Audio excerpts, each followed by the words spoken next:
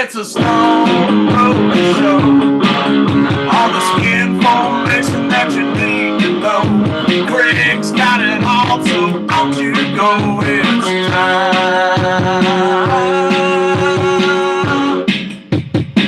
for the Stone Roadie show.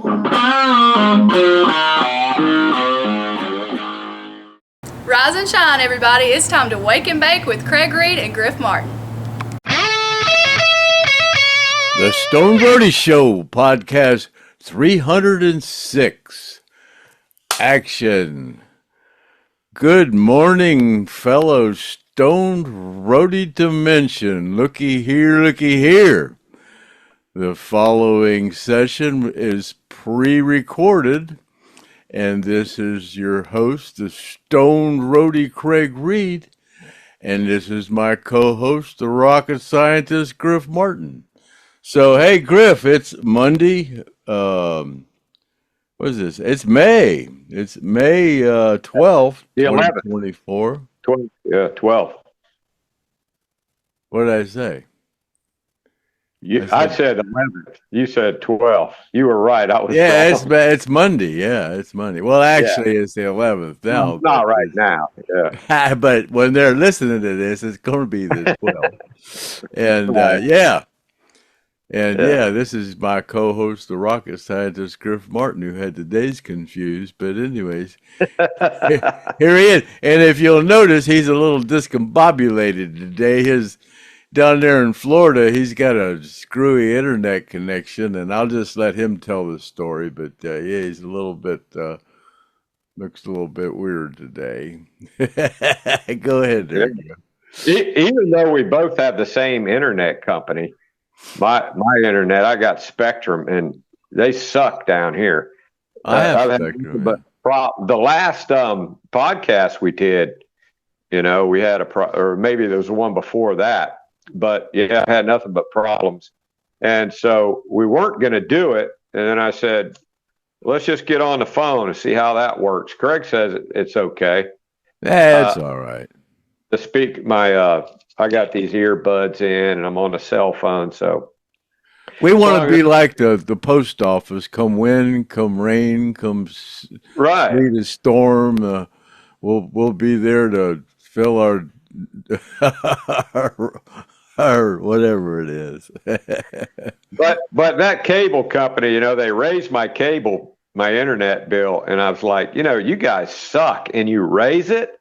It's like you should be going down, and I'm telling them you need to get out here and get it fixed. And they got a big problem with it. But it kind of reminds me of Gene Odom the last time he came over here. He goes, man, I don't have any TV. Ain't had any TV for 3 days. And I said, well, what's wrong? He goes, they raised my bill, and I told them they can stick that in their ass, and that's what he really told them that. And so he just quit getting cable. And so he goes, I don't know what I'm going to do. So Craig, those little analog antennas that you got one, right? Yeah, I got a couple of them. I got one in here, and I got one out in my shed. Yeah, I had one plugged to my TV. I said, Gene, take this thing right here home and go plug it in and see if it works. But I was afraid it wouldn't work because he lives out in the swamp. And but you know what he's got? Those big, giant saucers, like from the 80s that you had out in your yard, those big, huge dishes? Oh, yeah, he's got one of them. Yeah, he's got one of those. And he took that box. Yeah, satellite. He took that box that I gave him, and it's got a little thin wire antenna, and then it's got this box as the receiver out. And he puts it in that dish, in that big satellite dish. And he says, it's better than his cable. Gene thought of that, or somebody told him about it? No, I gave it to him. About hooking it into the satellite dish. I never heard of it. No, he just laid it in there, and he took that's a good idea. And he wired it to the box from that, and he says it's perfect. It's just perfect, never interrupted. Oh wow, yeah, well, that's cool. Yeah, so he's raving about that. He thinks, that he's beating the system, which he is, Well, but yeah, all he he wants is. is gun I haven't smoke. had satellite since my last divorce 10 years ago. I haven't had cable, saving 100, at least 150 a month. Yeah, he's got HughesNet, but that's only for his computer. It doesn't do anything. That's what he says. And his, I guess his kid's grandfather or something came over there and wired it up for him. So it's got to be that little box. I'm just glad he was able to get it to work. And he was complaining about that on Facebook, how he didn't have any TV.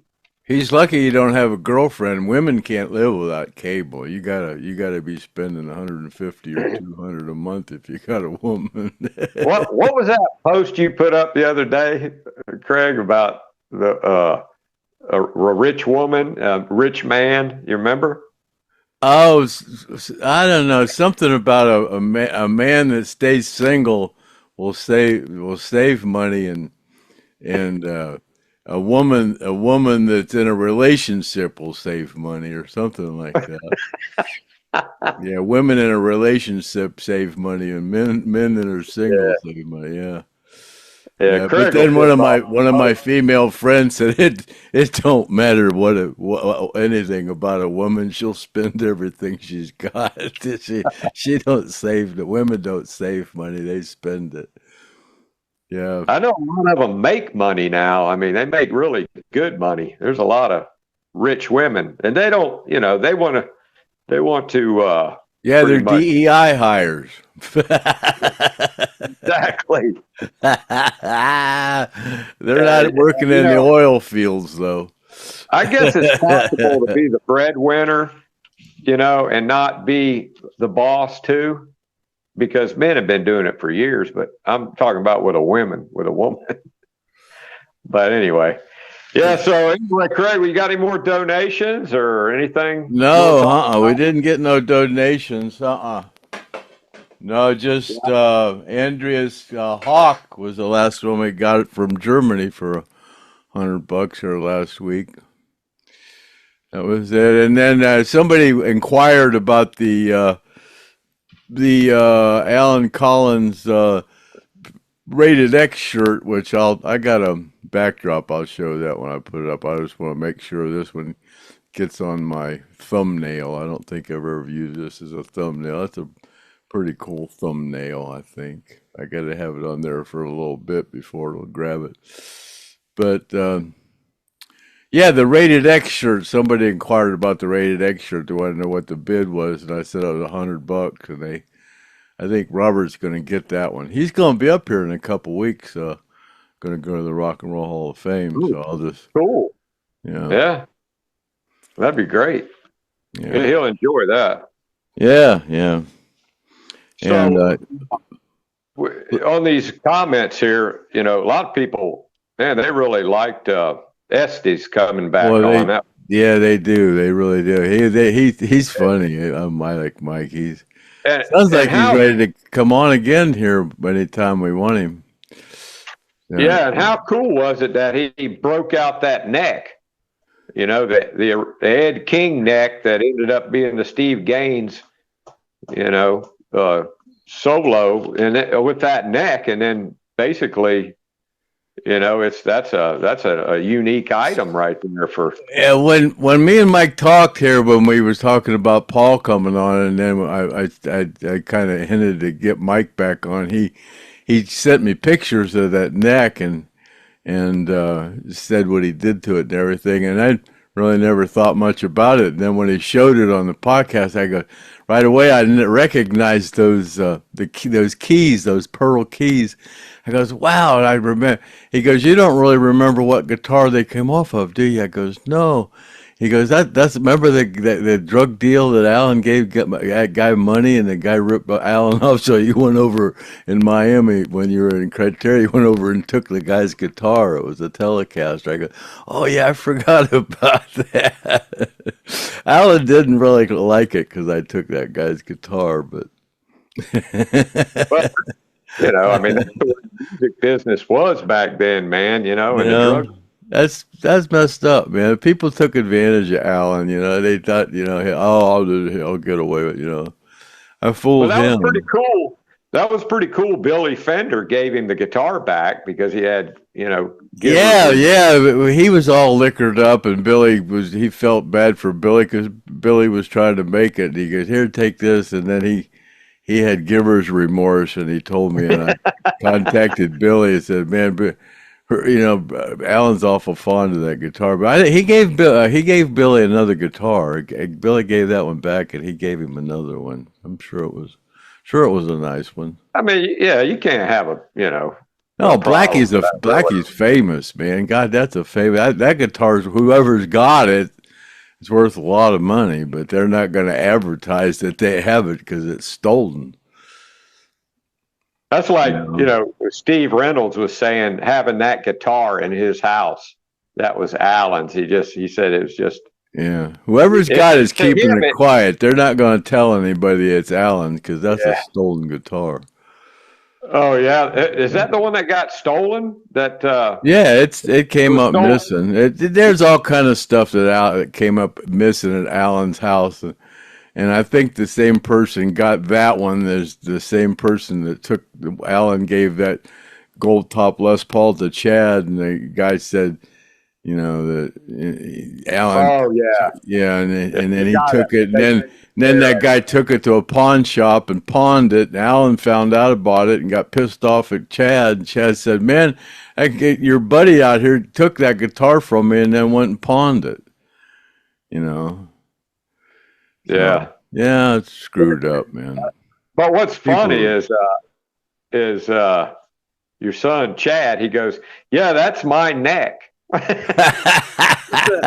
My guitar neck because that my dad was supposed to give that to me and he didn't." yeah, yeah. I thought about it and I thought, no, I'll give him this Melody Maker, a Gibson Melody Maker, Tobacco Sunburst. Nice guitar, man. Played good. It was really light. Yeah, he lost it, got stolen. You know. Yeah, where he lived in Jack's Beach, he had all these hoodlums, and he'd go home and he'd just get under the doormat or whatever the key was hidden, and pull the key out with all his hoodlum buddies, and they went over there and got in the house and stole a bunch of stuff off of him. Yeah, So that you happened trying a to lot say with Chad. Yeah, people stole so you everything. trying to say if you gave Chad He that wouldn't guitar, have it if I'd have gave it to him. He wouldn't have it. He's I don't know how many guitars and shit that I've gave him. He's lost. you hear that, Chad? I ain't trying to start no shit, man. I'm just Well, trying it's to true. He knows figure that it it's out. true. He came here and he would get one of my guns and he would take it and leave it at some buddy's house, and I go, "Where's my gun?" And then I have to go get it, and then I had a nice bow and arrow. It came up missing. I don't know what happened to it. You know, yeah, he just takes shit away from here and just leave it places. Yeah. And you got a story about a GoPro too, don't you? Yeah. Oh, he bugged me for a year. I'd like to have a Tanner wants. I'd like to have one of those GoPros. I'd like to have one of those GoPros. I could really use it. Blah blah blah blah. Finally, I gave it to him. He never used it. And then I had a use for it. I said, "Man, give me that GoPro back.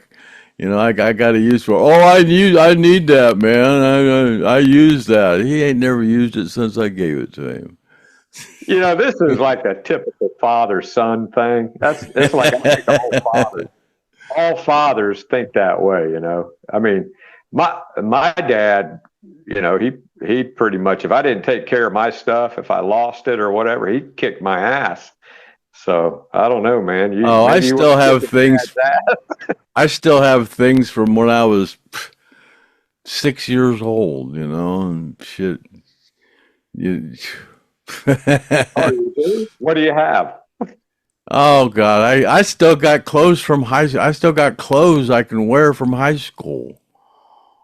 You, I got stuff around here that's you I've like to had. wear those to the reunions, so Yeah, you yeah, can I can tell still wear everybody. them. So you can tell everybody, yeah, I this do. is I my. have a sport coat that I wore to a prom when I was in eighth grade or ninth grade or something. I can still wear it.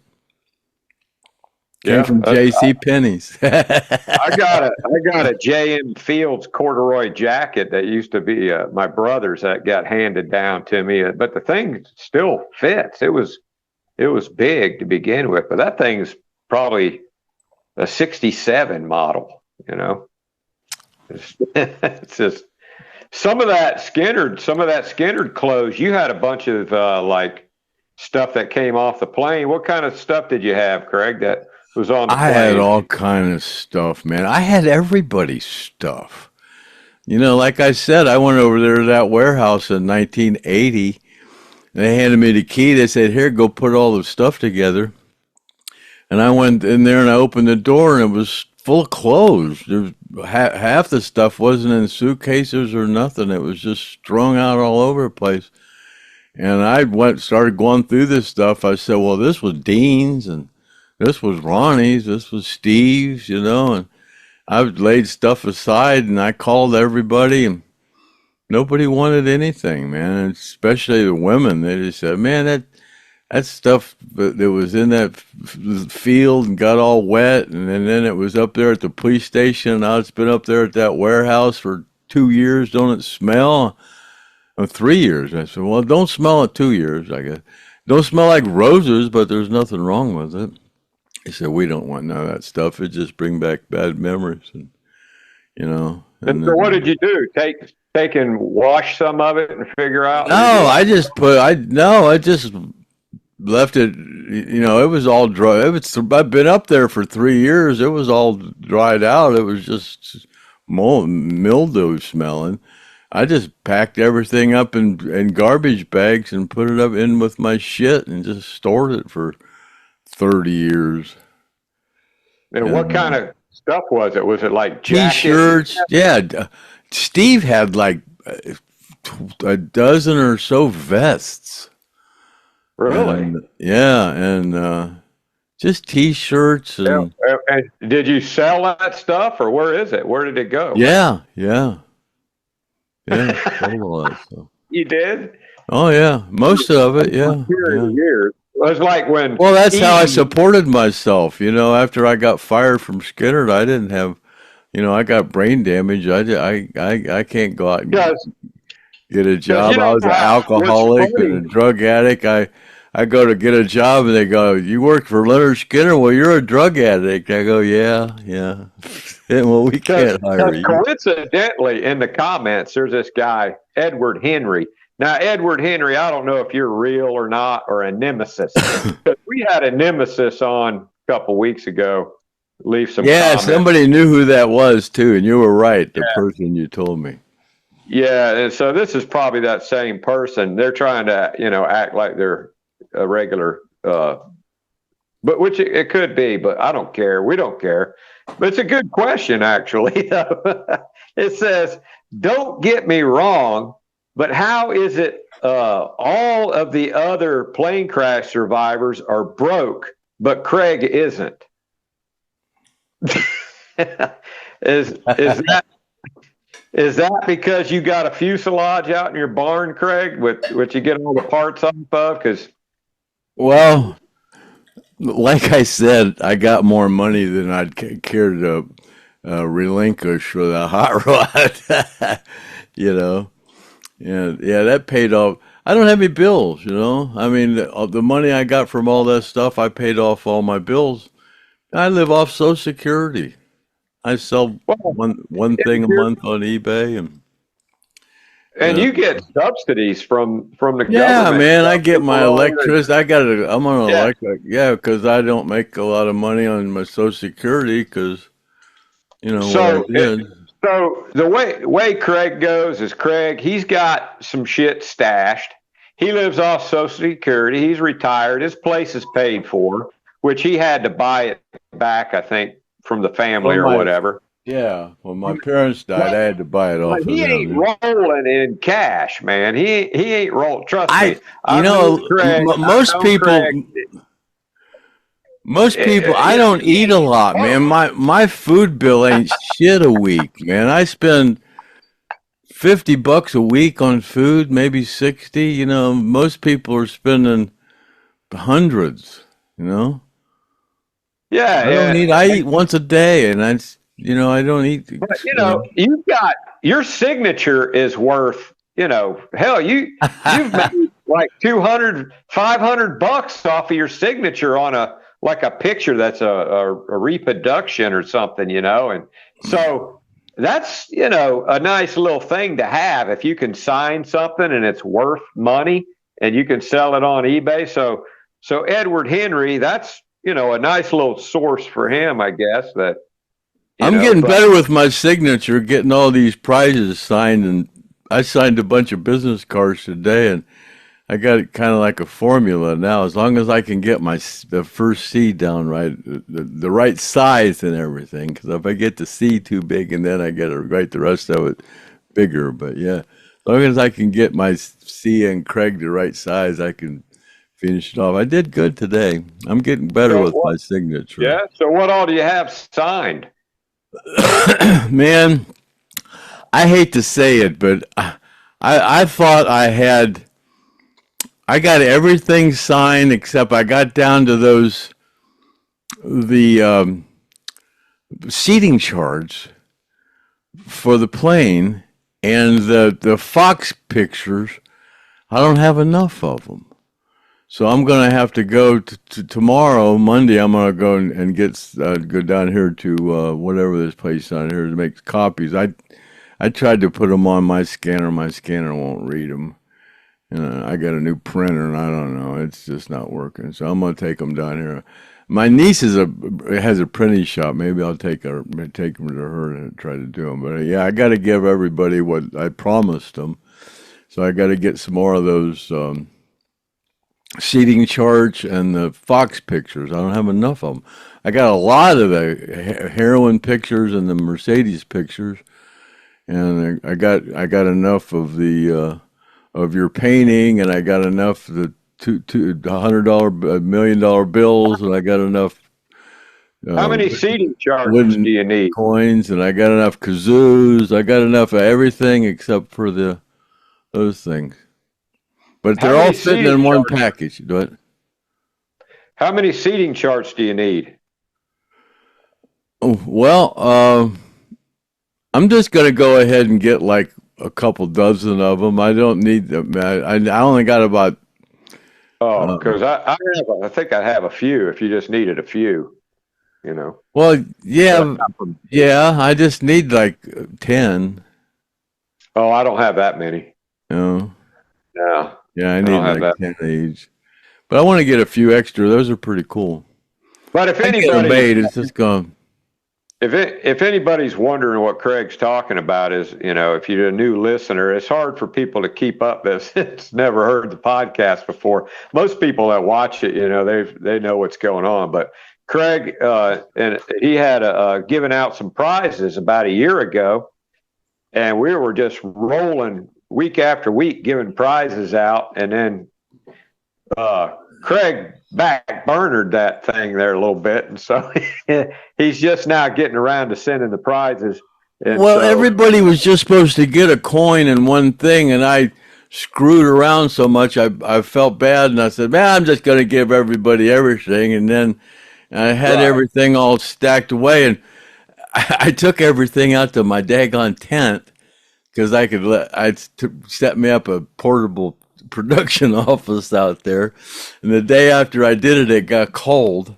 And then it warmed up yesterday and today, and I got everything all sorted out. And I was going through those boxes and realized I don't have enough of those two things. So I got everything all laid out, and, everything's moving along. It'll be coming. Well, it sounds like you're moving in the right direction anyway. Yeah, I got to get this stuff out of my way. I got stuff I got to do, so I got to get this stuff out. But yeah, anyway, back to the Edward Henry thing. Yeah, man, he sells a couple things here and there, just like Gene.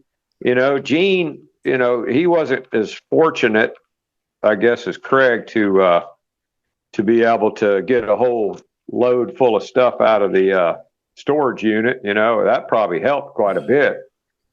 But you were more connected with that band though, Craig, right? I mean, as far as I was the one that I was in the production office there for a long time, anything that came through, like those stickers and anything, T-shirts or anything, all that stuff goes through the production office. So I had total access to all that stuff, So I gave away everything that everybody stickers and stuff. I gave them an adequate amount, and what was left over, I just stashed away. And as far as stuff. the people, everybody else is broke, and no, there's only 5 people that everybody contributes to that sends in donations, and those people have health issues. So this Edward Henry, you must be maybe a Democrat, because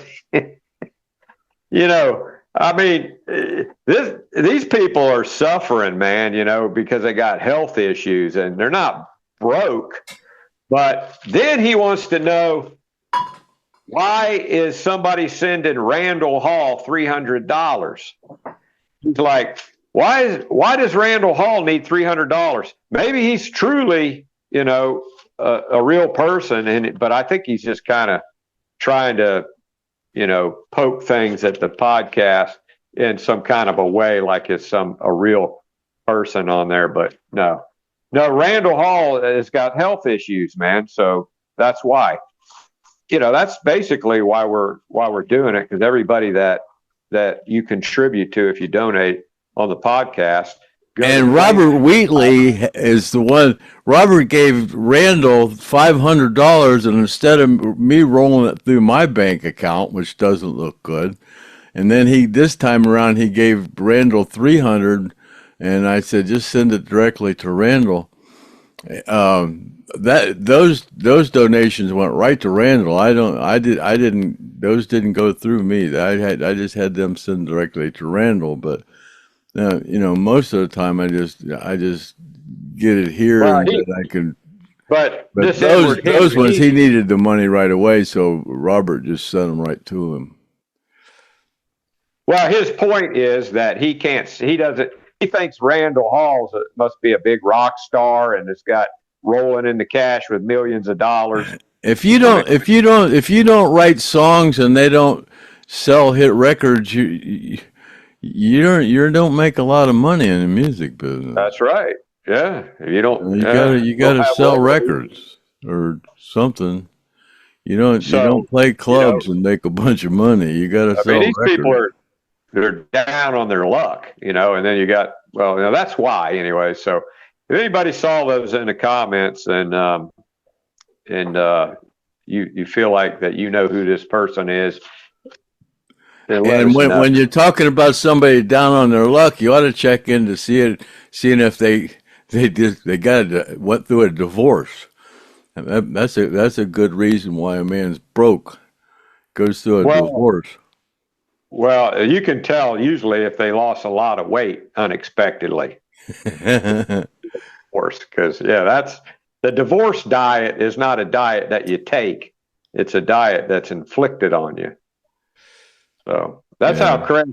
I think that's how Craig boosted his weight loss.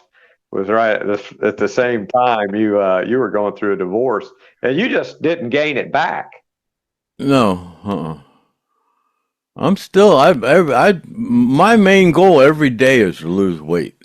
I mean, every day. That's my main thing. I only eat once a day. I eat it sometimes 4, 5, or 6. Today I didn't eat till I ate at 5 because we were supposed to start this at 7, but you had those issues and you were trying to get out of doing it. And I said, well, let's try. And you kept freezing up. And then you said, well, maybe my phone would work. I said, well, yeah, try your phone. So yeah. So then the lighting wasn't no good and we had to mess with that. But, we want to try to, don't want to disappoint everybody. Man, I mean to tell you, Pete, we don't do this podcast when we're supposed to. People just, oh, God, act like we oh, my God, they're just so disappointed. I can't believe it. Well, that's kind of nice. I mean, Yeah, that's kind of, kind of funny, you know. But you know, we got our comments and questions that I'll go over. I'm kind of in the dark because if I turn the light on, it washes me out. So I'm having a little trouble reading. But well, last night, well, there was a flower moon. Actually, it's tonight for me because we're pre-recording. So, and I bought that Nikon P1000 camera, so it don't come up here until in the eastern sky till about midnight tonight, I think. But what's a flower moon? it's a full moon, but they call it a flower moon because that's when the flowers are starting to come out in May, I guess. So they call it a flower moon. But it's supposed to be the moon's supposed to be the closest to the Earth. Now, you know, the way NASA lies about the moon and the planets and the shape of the Earth and everything else, it's hard to tell what's going on. But I'm kind of intrigued. I got that cam. I only took 2 pictures of the moon since I got that thing, but I had that screwed up tripod, so I got me a good tripod. I got one like the one like you got. Oh yeah, that thing working for you, the Manfrotto? Mm-hmm. Yeah, that's a good tripod. Yeah, it's very sturdy. Yeah, they're good and sturdy. Yeah, it's all right. Well, let's jump into the questions. That way we can get this done because I don't know how this is going to work out. Well, I called Cousin Figel today.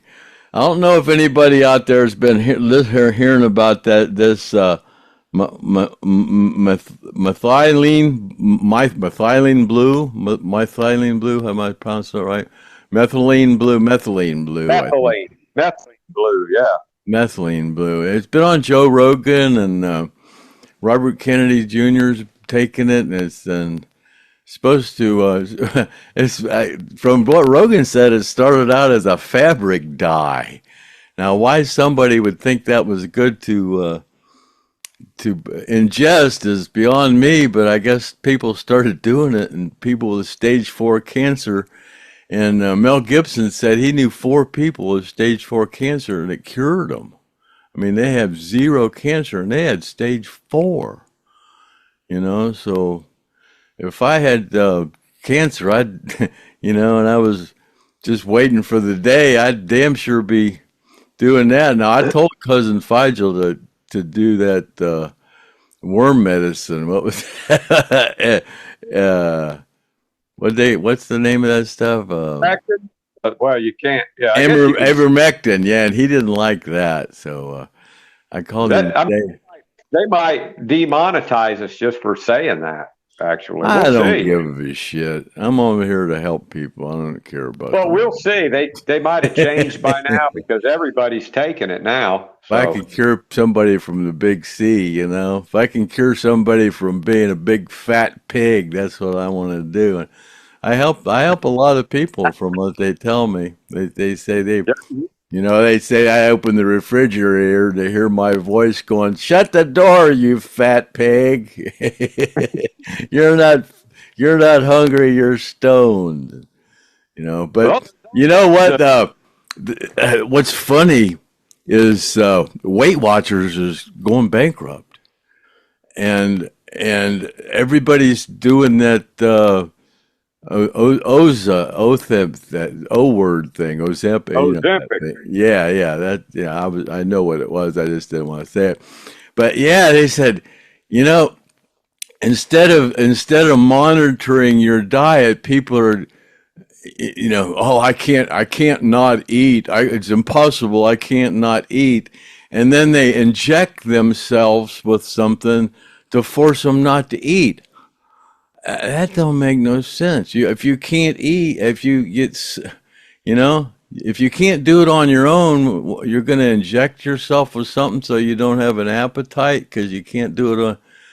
And yeah, Weight Watchers is going out of business because everybody's injecting themselves now, and that stuff doesn't agree with everybody. They're saying they've got some serious side effects, but people would rather do that than. It's this weight loss thing is a big issue, but to some people, Some people. Yeah, I tell you what, man, if you just go out and sweat and do some exercise, and that'll help. Well, man, I didn't really exercise when I lost all that weight. I just didn't eat. I'd rather not eat than, Well, some people, they like to eat and they'd rather just burn it off with exercise. Some people like to oh, just they don't do it. not eat, and most people they'll They're just eat and addicted to eating. I mean, yeah. every morning I wake up, I go, God. I mean, not every morning. Yeah, most every morning I go, man, I don't know if I can make it till 6 o'clock. I'm pretty hungry.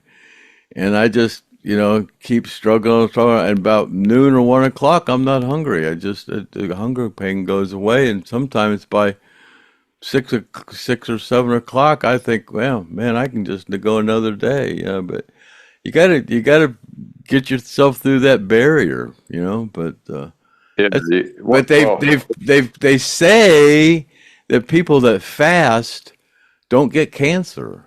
That your body, if it's not busy digesting food, that it'll look for something else to do that's beneficial for you. I saw a guy though. He was talking about how it causes heart problems though if you fast. So it's like if your hair falls out, you can take a Propecia pill, but you can't get an erection. There's always something. You just gotta just go with the flow, man. And best thing to do is just keep moving. But everybody's got their own way of doing it, Craig. You figured out how you like to do it. Some other people might. But to put if you don't eat, you will lose weight. And if you can not eat without injecting yourself with some drug, it's better for you than injecting yourself with some drug.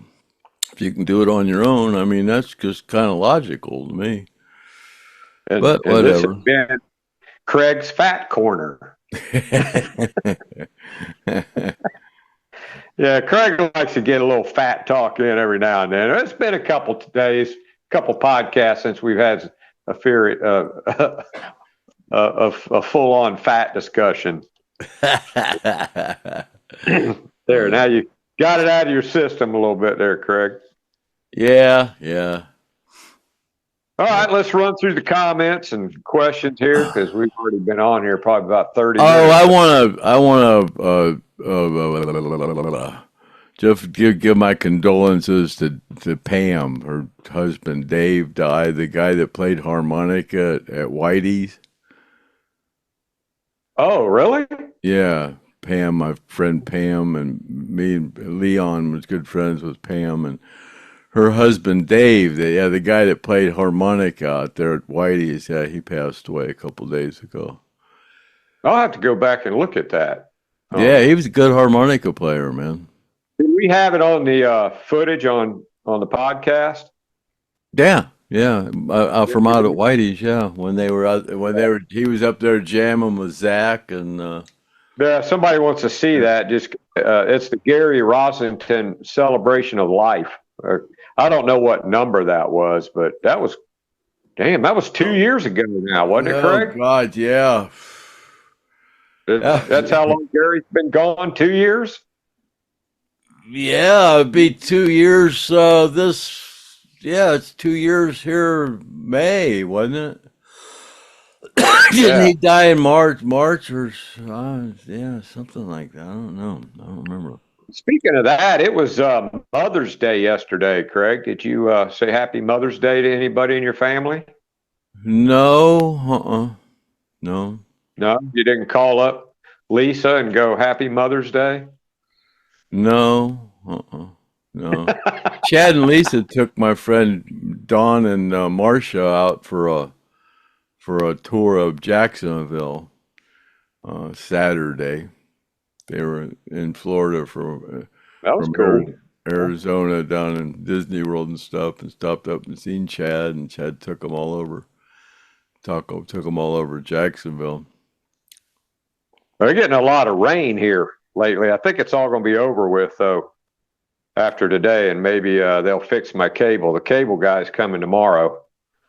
I don't know what they're going to do to fix it, but this has been going on ever since we started this podcast. And I moved to where I live now. It's just been going downhill. They changed the wire out last week, and then the box, and then they had a problem on the pole. So, it's just one thing after another. And so here I am on my cell phone. Yeah, that's that's what we got to do. All right, Craig, you ready now? Or you got anything else? No, there's that rated X shirt that Alan is wearing that we still have. Yeah, that's cool. Of course, all the ones that you have are probably large. No, all I have left is mediums. I have the Gary's Faith shirt and one of those rated X shirts in mediums. Yeah. What size shirts do you think? Like, let's say Alan, what size shirt is he wearing there? You think? Probably a large. It might have been a medium. I don't know. How about Ronnie? Ronnie's a large. Ronnie's a large. Yeah. Gary was kind of shorter than Alan, so he might do a medium, huh? No, Gary would have been a large. Yeah? Yeah. I used to wear a medium, but I was a few pounds thinner way back then. Well, I remember when I was like watching all those concerts back in the 70s, all the guys that worked on the stage, nobody wore a shirt. You were like, because you guys were starving to death because, you were like doing cocaine and shit. And so, you were like, well, I'm not fat, so I can pull my shirt off, because everybody was damn near emaciated. I mean, look at if I wore a T-shirt, it was skin. I had the sleeves cut off of it, and it was skin tight. I can't wear shirts like that anymore. But Leon, even Bob Burns. Bob Burns had looked like about a 29 waist, and then by the time he died, man, he was like huge, man. He was huge. Oh, Bob Burns, yeah. Yeah, he was giant, man. He was just. It's amazing that you go back and look how skinny people are, and then how big they turn into. Everybody was skinny. All the Skynyrd guys were skinny, except for Ed. Yeah.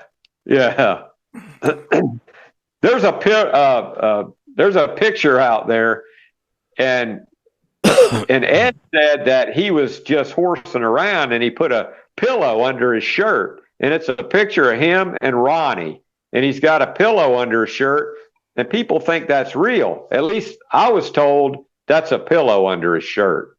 I don't know if anybody has that picture, or knows what I'm talking about, but it's out there. And I think Ed and Ronnie were in a hotel room, and they were standing together, and Ed's gut, it just looks deformed. It's because it's a pillow. So, and I think I talked about that with Sharon too, and she verified that. So, but yeah, little trivia on that one. So you all set on the comments now, Craig? Anything else? Yeah, we probably got quite a few comments from that last one, huh? We got like about 20. Our buddy Kent Griffith, he was talking about, when you remember Mike Estes said that he saw Judy with that book of handwritten notes and things and lyrics and stuff that Ronnie wrote down. I guess Kent saw that same book, and Kent made the comment that Ronnie not writing things down was a myth, which I have to agree with that, because I think Ronnie had a great memory, but I don't think he just never wrote anything down. I guarantee you he probably wrote some stuff down. I mean, that would be totally hard to just totally not write anything down, so. But there's not a lot left, I guess. I never seen him when we were in the studio. I never ever seen him with a notepad. No, you never saw him but He When already. we were in the studio and he was recording and he was out there singing, never had a notepad. But what about when he was writing? Well, I wasn't with him all the time, but I guess most people agree that he didn't and write. when they were in the studio and writing like the second album, they wrote that album right in the studio.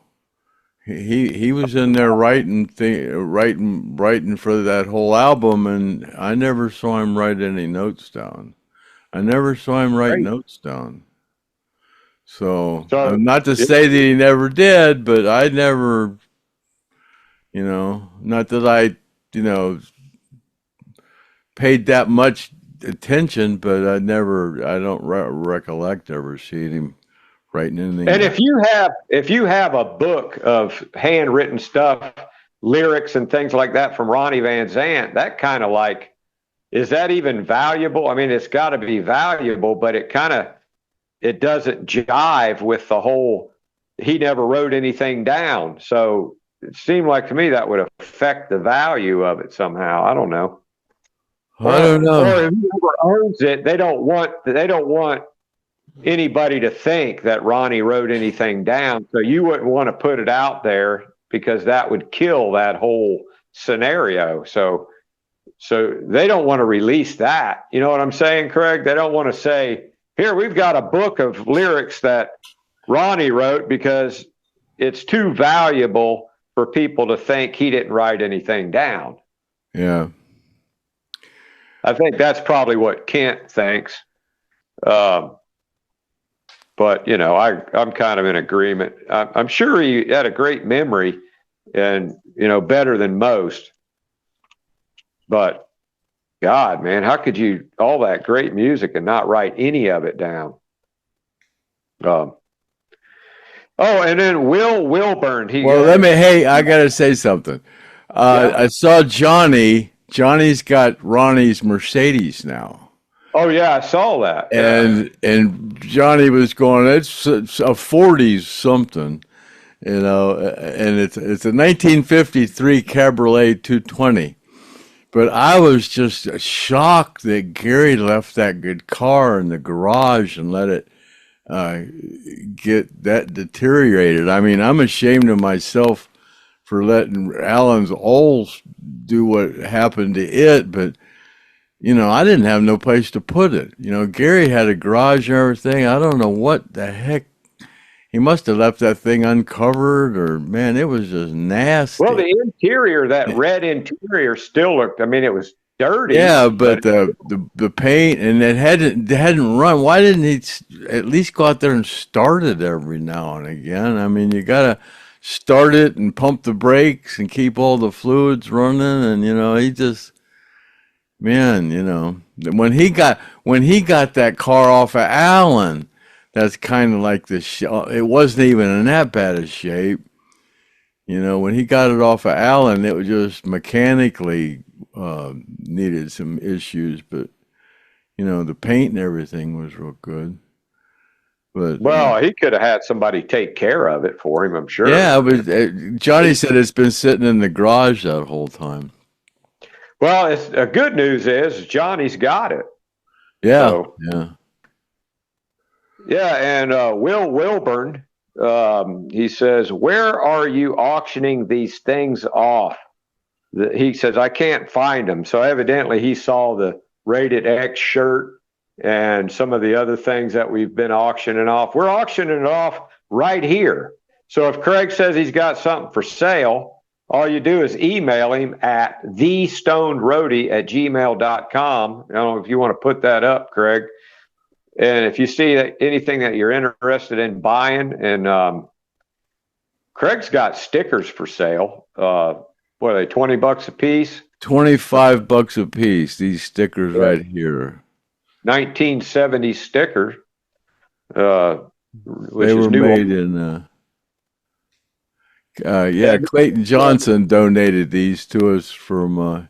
He had these made, and he thought they were bumper stickers. They were weatherproof, but they're not weatherproof. They're 4-inch stickers, but These were made by Randy Tootin, and And those are original old stock, and you got a bunch of them, right?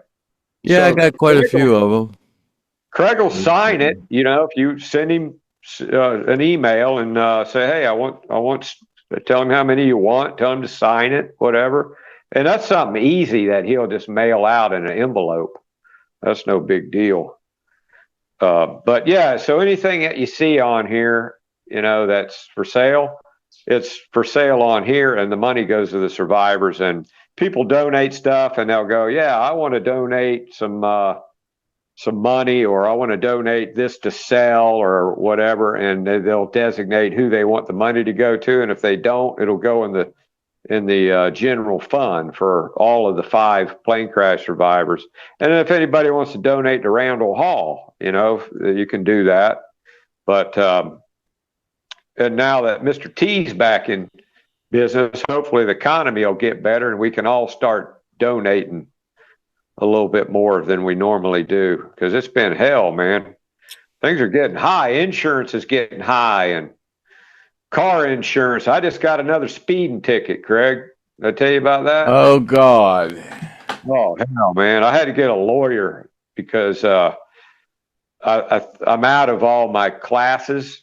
You're only allowed 5, and so. But I don't know, man. It's just I was in the middle of a bunch of people that were speeding, and he rooted me out of all of them. I guess I looked like it was my turn. But the guy, you know, he wasn't wrong. I was doing probably 15 miles an hour over the speed limit, but it looked like a place that you could go that fast. So everybody else thought the same thing. But it just sucks, man, when you get a ticket.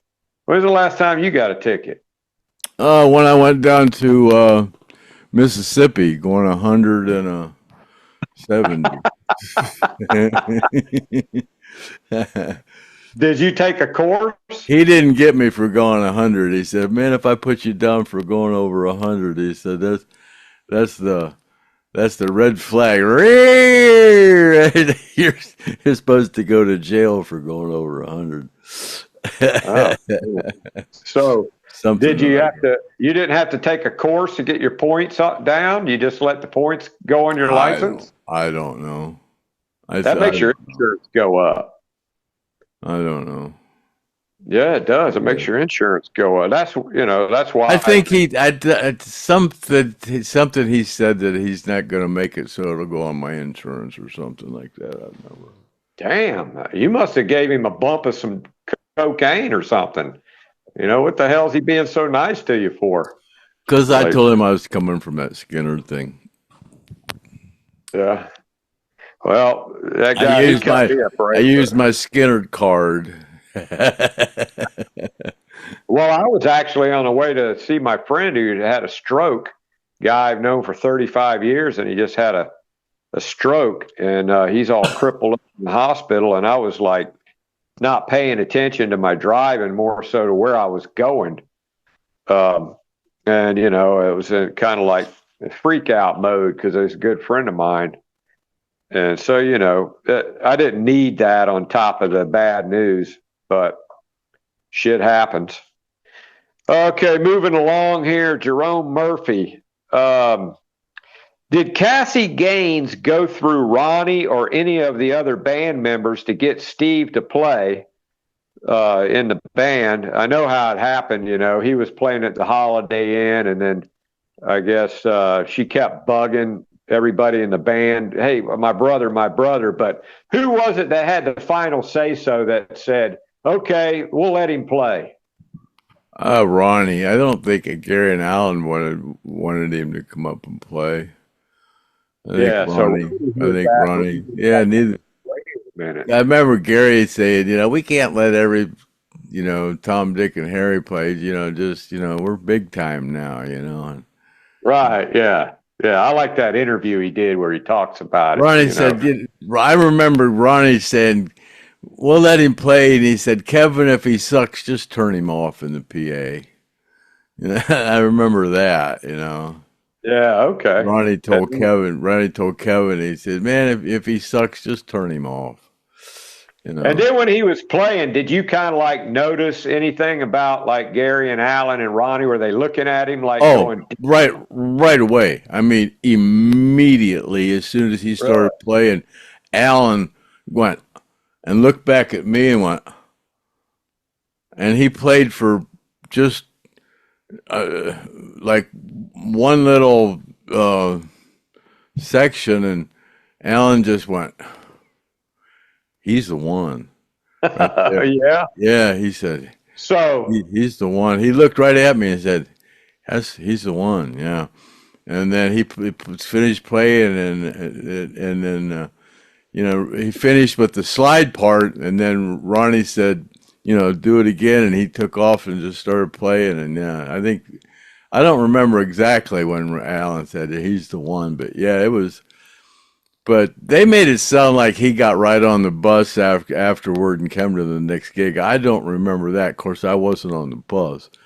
But I remember, the way I remember it, they gave him a tape and told him to go home and learn the songs and then come back in a couple weeks.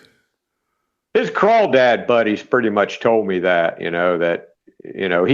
he was in a big rush to learn it, but it's not like he hopped on the bus the next day and he was, going out.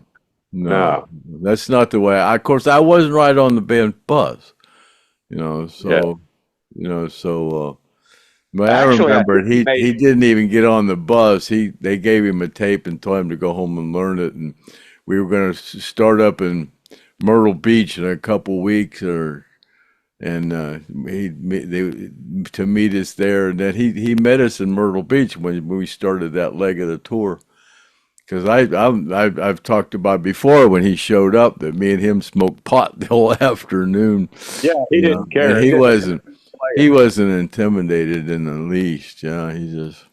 So, Craig, tell the story about how he picked that Telestrat up and goes, "Man, I like this way this sounds," and it ended up on the album. We were at the studio, and I had just put that guitar together it was Ed's body and Alan's neck, and then I had a Schechner kit. It was a brass pickguard, and it had 3 switches on it, on and off switches, and just kind of threw it together and put it in a regular Fender case and put it in with the rest of the guitars. And Steve was going through there and pulled it out, and he goes, "Whose is this?" I said, "Oh, it's something I just put together." And he picked it up. He goes, "You mind if I use this?" And I goes, "No, not at all." So he used it on I Know a Little, yeah. And then after that, what happened? Well, there's a picture of him and Ronnie. There's a picture of him and Ronnie, and he's got that guitar on, and it's got the Stratocaster neck on it at that point. That's when I first put it together. The one that Estes broke out on the last podcast. It had like I said, it had a warp in it down around the 12th fret, and Mike had it leveled out. And the funny thing is Ed King was carrying it around, using it as a club. The gig to the bus, if anybody was going to attack him, he was going to hit them with it. Alan, I got the neck off of Alan. It was at the studio, and it was just laying around in the studio. I said, "Alan, what are you going to do with this neck?" And he goes, "Oh, it's warped." And he said, "You can have it." And I went, "Cool."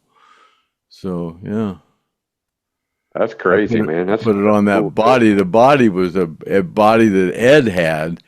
It was up at the studio, up at the warehouse, and it was every time we'd move in and out, we had to move that body, so back and forth, and finally I said, "Ed, what are you going to do with that body?" He goes, "I don't care." So I stripped all the paint off of it. Had about 10 coats of paint on it, from what I remember. But you lost track of that neck though after it was laying around on the bus, and the one that was warped eventually, because Mike said he found it on the bus. No, I put that neck on a Telecaster, and then how did Mike get it? Mike said I did some kind of trade with Mike, and he ended up with that I had that Telecaster, and I wanted to put a Stratocaster whammy bar in it, and I had it all etched out to where it needed to be cut out. And I gave it to a friend of mine that was in high school, and he took it to gave it to some guy in shop class, and he cut, and where I had it marked to that's where it gets bolted down, he cut that whole section out, and so that the tremolo bar just fell right through it. So then I just plugged it, with a plug, and then I just put it back together with that Stratocaster neck on it, and then Mike got it, from what I remember. Huh. Well, it must not have been shaved and fixed from the warp yet, because he no, he did that. Yeah, but when Mike got that neck, it was on a Telecaster. I gave it to him. Oh, okay. All right. See here.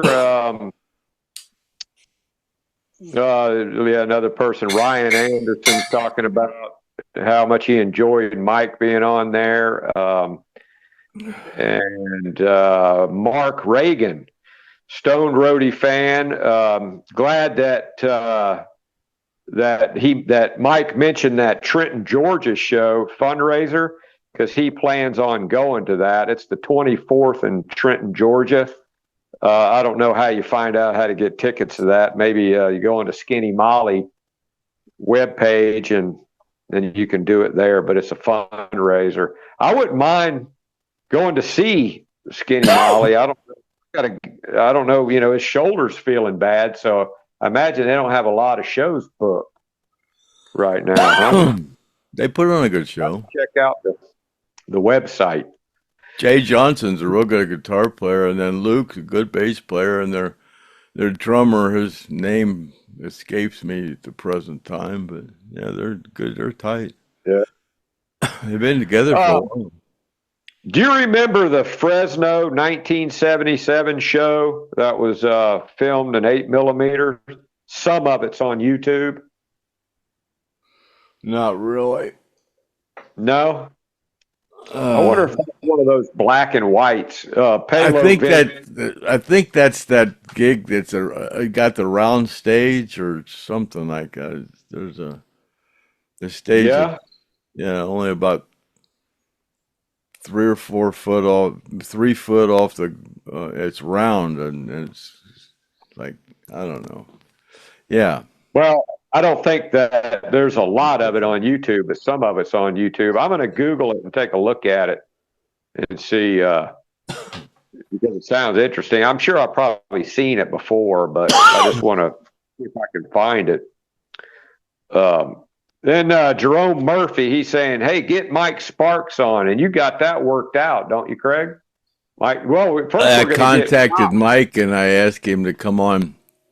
Told him we had Pops coming on next week. Yeah, the 18th, Monday the 18th, he's supposed to come on. Yeah, so we're having Pops on, and then Mike Sparks, you say you got him? Well, when we have a guest on, we kind of wait a week and then field the questions from that week, that next week, and then we have another guest every 2 weeks, I guess, is what we were talking about doing. So I asked Mike to do it, and he said that he would get back with me when he could do it sometime in the near future. So I was going to ask you, we got a 4 or 5 people that want to come on. So I was going to ask you who I needed to contact and get them prepared to come on here in the next. Just pick one, man. Just pick one. Let's do it. Who we got? We got Brandon Campbell. We got Mike. Oh God. Sparks? No, Owings. Oh, Mike Owings. Yeah. Mike Owings and Brandon Campbell. Who else we got going on now? Oh, Steve Reynolds is coming on pretty soon, and then Yeah, I got to work out an on the road with Joe Crimp here coming up. Crump, yeah. I got to check with him on seeing if he found any of that Hell House tape video. I don't think he did, because if he did, he'd have called me. But I'll give him a call this week and see what's going on with that. And Brandon Miller was wanting to come on. And I don't know. Why to contact Six Gun and see if they want to come and talk about what's going on. Yeah, we'll work them all in. We'll work them all in. A lot of people. A lot of people. We got Kimmy. Kimmy's making a comment here. This is a typical Kimmy comment now. It's like right out of left field. The Lord says he will not destroy the earth with water again. It will be destroyed next by fire and brimstone. Well, thank you for that, Kimmy. That's just what we needed to hear, that here we're going through all these almost Third World War nuclear confrontations back and forth, like with India and Pakistan and the whole Russia thing. And that's just what we want to do, Kimmy, is what's a brimstone anyway, Craig? What is a brimstone? I don't know what a brimstone is, but I'm prepared for just about any kind of catastrophe there is, but I ain't prepared for fire.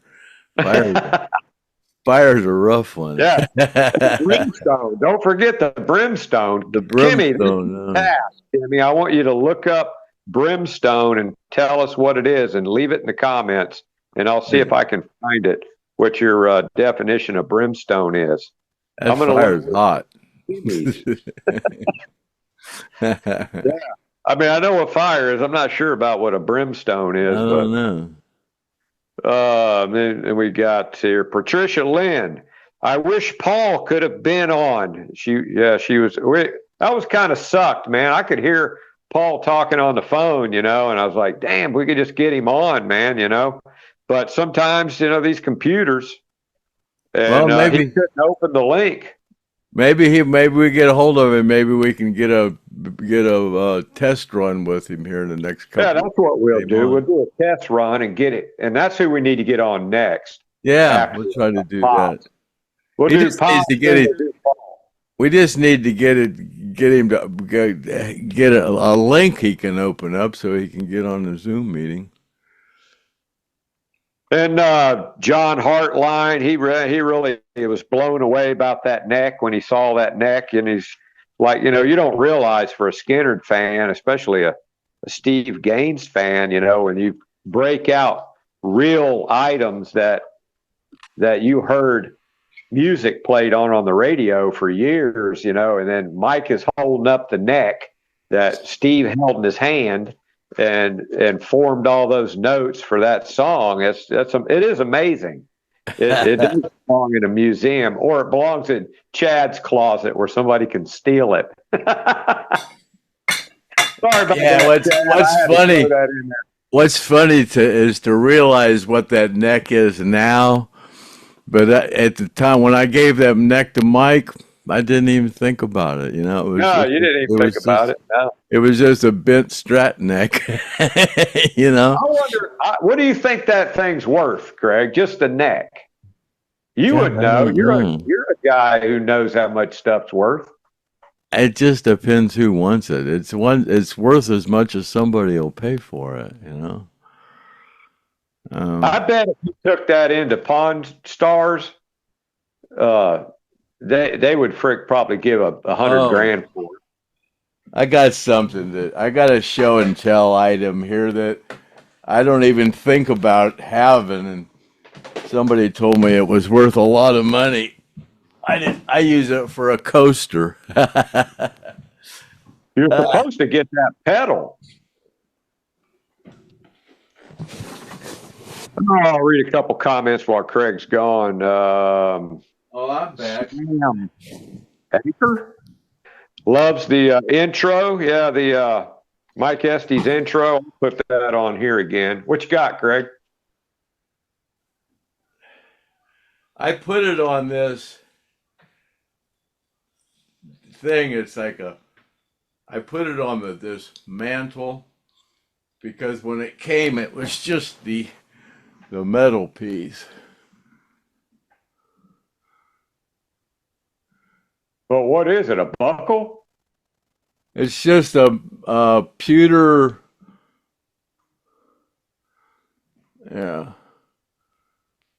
It's just a pewter Lynyrd Skynyrd thing. Is that a bird in the back? Yeah, it's a there. There, you can see it now.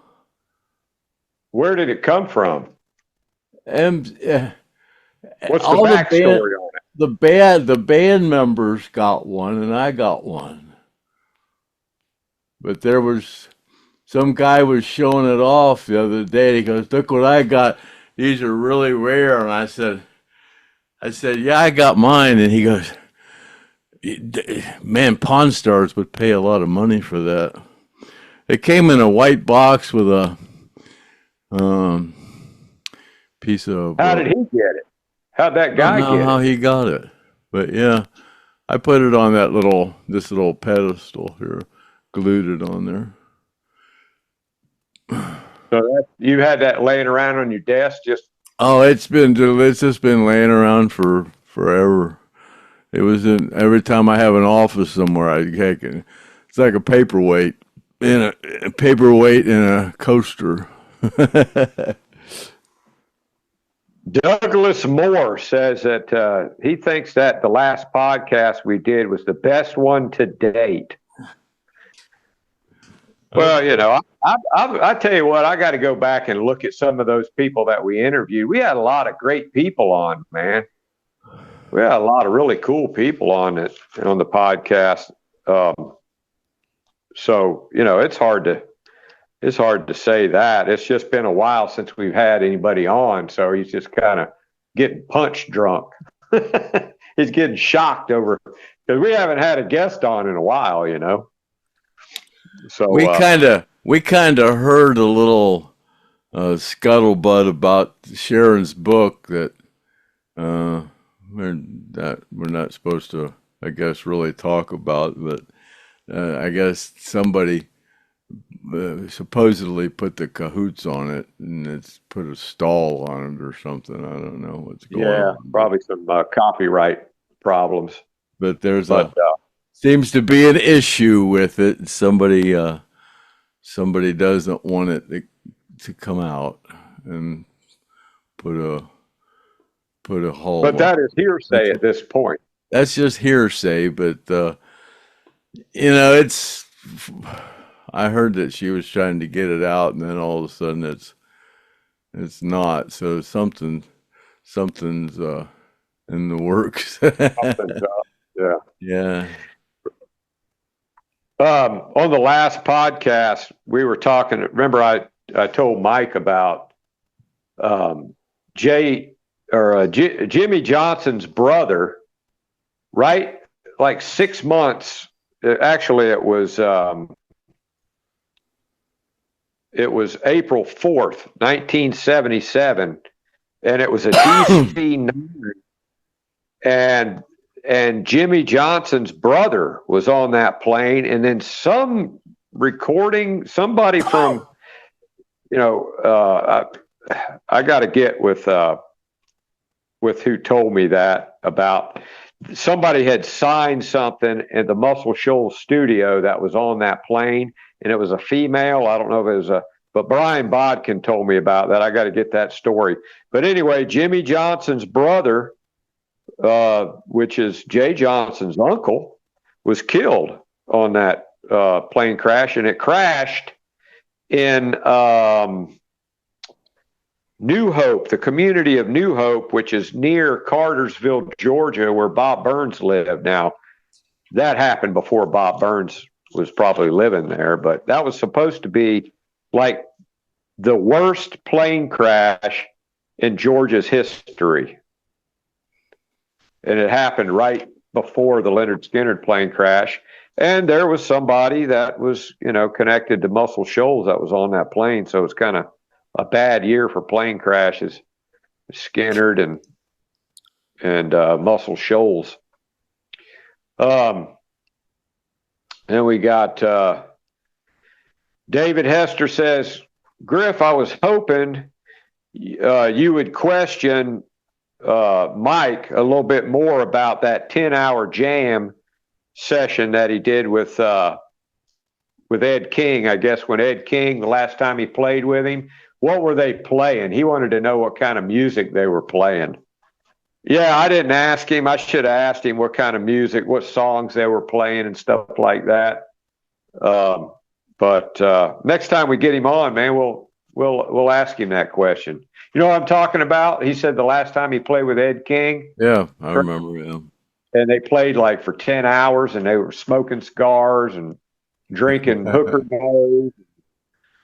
And but yeah, I should have gone, well, what songs were you playing?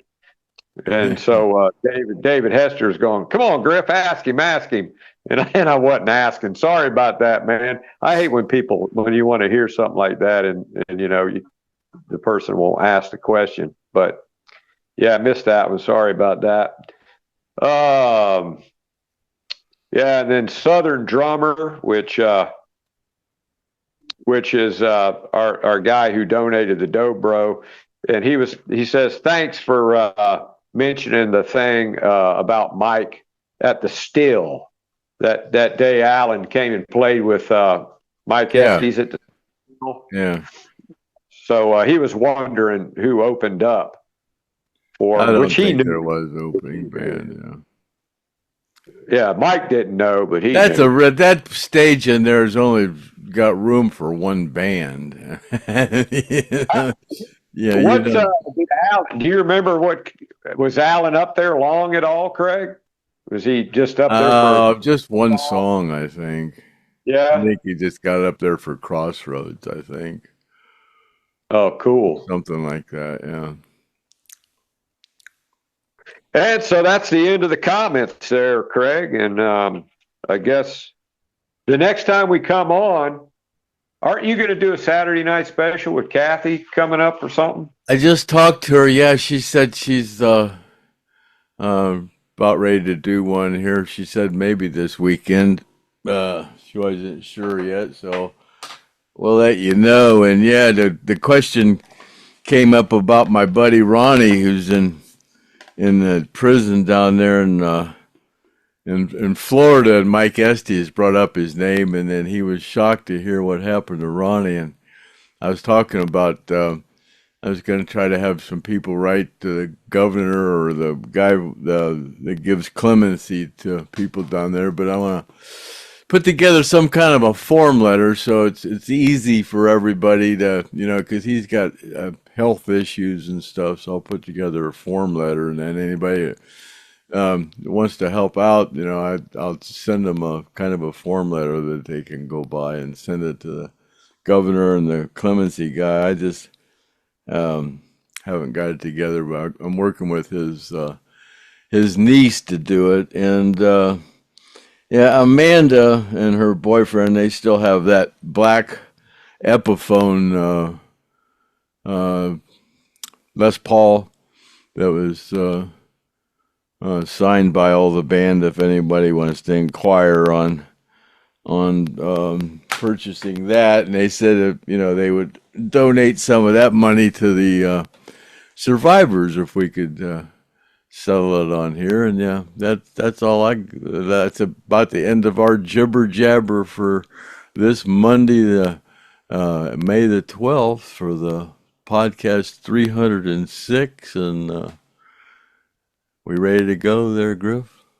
Yeah, let's wrap it up. Okay, Happy trails. So happy trails to you until we meet again, and see you later, alligator, at the Wild Crocodile. Next time I'll have my cable fixed, hopefully. Yeah, hopefully. And toodaloo, and buckle my shoe later.